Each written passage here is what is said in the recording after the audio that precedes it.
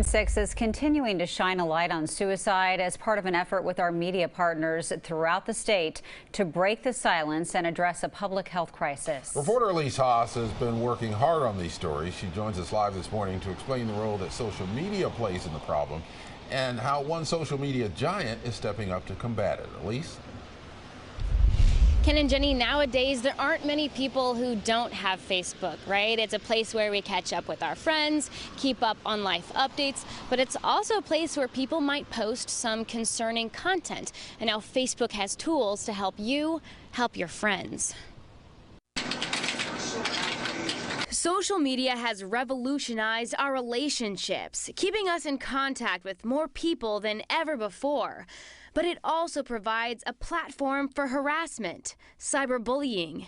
Sometimes people can be either misunderstood in the way they communicate online, or they can be abusive online, or they can be insensitive online. Now, social media giants are taking on cyberbullying and the effects it can have. With the help of suicide prevention experts around the nation, Facebook is leading the way in reaching more people with suicidal thoughts. When friends post that they're thinking about suicide, they're looking for their friends to support them. And we know that social support and connection, and often meaningful connection and caring connections, can be the difference between life and death. When friends see a post that concerns them, they can click the drop-down button and report the suicidal post to Facebook.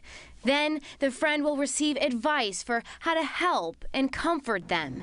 And the person in distress will also get a notification from Facebook offering help, guidance, and immediate resources. The idea is to create a more socially supportive environment and use this tool as an educational opportunity to really teach friends how to be caring friends in a social media environment. Experts say most suicides that are prevented every day by friends. And by giving more people more tools to help each other in crisis, allows us all to shine a light on suicide and help each other get through dark hours.